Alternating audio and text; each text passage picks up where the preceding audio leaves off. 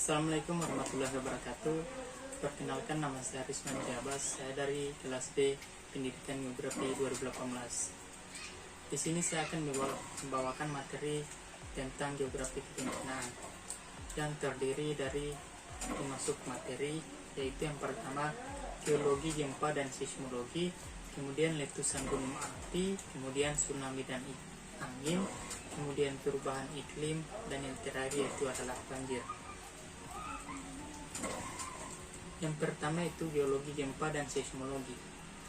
Geologi, gempa, dan seismologi adalah hukum Steno tentang kontinuitas asli, menyatakan bahwa lapisan sedimen kontinu berakhir hanya dengan menabrak ketinggian topografi seperti bukit atau tebing. Kemudian jenis-jenis kesalahan yang ditemukan dalam melakukan penelitian geologi, gempa, dan seismologi, yaitu kesalahan deep slip, yang kedua kesalahan strike slip, dan yang ketiga itu kesalahan transformasi. Kemudian itu perkembangan seismologi. Dalam studi tentang gempa bumi dikenal sebagai seismologi atau penanda gempa paling awal. Yang pertama itu gelombang tubuh, yang kedua gelombang primer, yang ketiga gelombang sekunder, yang keempat gelombang seismik, yang kelima yaitu gelombang seismik dan interior bumi. Kemudian besaran gempa. Besaran adalah perkiraan ukuran relatif atau energi yang dilepaskan dari gempa diukur menggunakan skala Richter. Kemudian yang materi yang kedua yaitu letusan gunung api, lempeng tektonik, dan magma. Yang pertama itu lempeng tektonik. Lempeng tektonik adalah bagian kerak bumi yang di bawahnya disokong oleh magma. Lempeng ini berada di dasar gunung api. Ketika lempeng ini bergerak naik, turun dan bergeser, gerakannya akan mengakibatkan perubahan pada bentuk kulit bumi. Perubahan bentuk serta pergerakan yang terjadi ini disebut gempa bumi. Kemudian magma. Magma adalah cairan ultrapanas yang sangat dinamis dengan suhu sekitar 700 sampai 1300 derajat Celcius.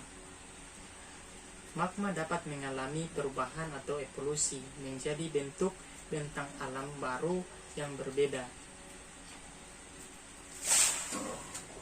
Kemudian bagaimana gunung api berapi meletus? Letusan gunung berapi dimulai dengan panas di kedalaman. Batuan super panas akan naik ke tingkat dengan tekanan lebih rendah, dan beberapa batuan padat dapat berubah fase menjadi magma cair, menghasilkan ekspansi volume dan menyebabkan letusan selangkah demi selangkah. Kemudian materi yang ketiga itu tsunami versus angin. Tsunami adalah sebuah ombak yang terjadi setelah sebuah gempa bumi.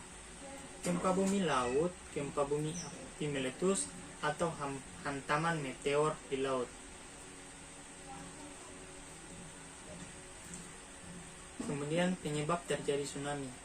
Tsunami dapat dipicu oleh bermacam-macam gangguan atau disturbance berskala besar terhadap air laut, misalnya gempa bumi, pergeseran lempeng, meletusnya gunung berapi di bawah laut, atau tumbukan benda langit. Namun 90% tsunami adalah akibat gempa bumi bawah laut. Tsunami versus gelombang angin. Gelombang laut khas yang diciptakan oleh angin memiliki ukuran yang bervariasi selama 1 tahun. Meskipun periode dan panjang gelombang dari gelombang yang ditiup angin bervariasi menurut badai dan musim, keduanya sangat berbeda dengan tsunami. Bahkan gelombang besar yang ditiup angin berbeda dengan tsunami.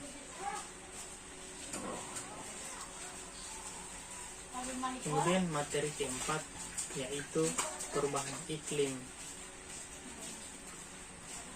Perubahan iklim terjadi akibat efek dari meningkatnya konsentrasi karbon dioksida yang berasal dari pembakaran bahan bakar fosil. Kemudian iklim jangka pendek, perubahan skala waktu dalam beberapa tahun terjadi. Terbagi menjadi dua, yaitu yang pertama El Nino.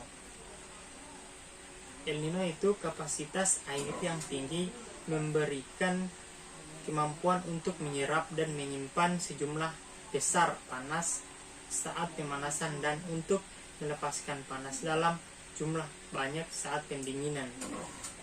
Kemudian La Nina.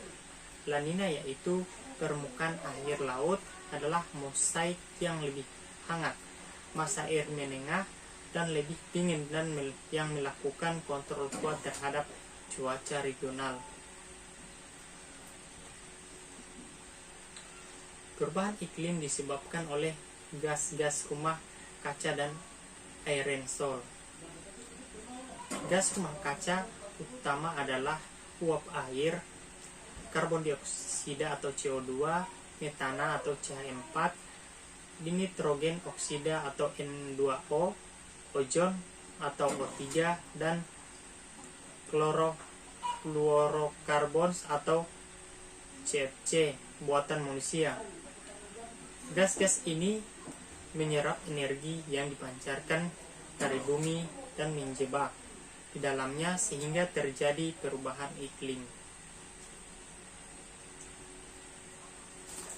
Kemudian materi yang terakhir yaitu banjir. Banjir dapat berupa genangan pada lahan yang biasanya kering seperti pada lahan pertanian, permukiman, pusat kota. Banjir dapat juga terjadi karena debit atau volume air yang mengalir pada suatu sungai atau saluran drainase melebihi di atas kapasitas pengalirannya. Atau banjir biasanya diakibatkan oleh hujan lebat.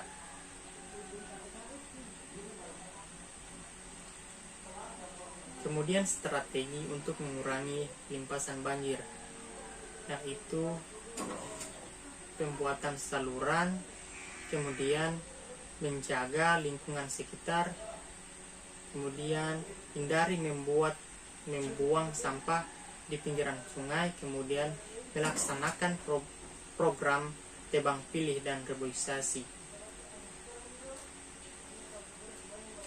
Kemudian adapun jenis-jenis banjir. Di sini jenis banjir ada banjir bandang, kemudian banjir air, kemudian banjir lumpur, banjir rob atau banjir laut air pasang. Kemudian yang terakhir ada banjir Cileunang.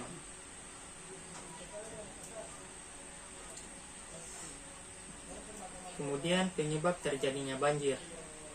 Terjadinya banjir disebabkan oleh kondisi dan fenomena alam atau topografi ataupun curah hujan, kondisi geografis daerah dan kegiatan manusia yang berdampak pada perubahan tata ruang atau guna lahan di suatu daerah.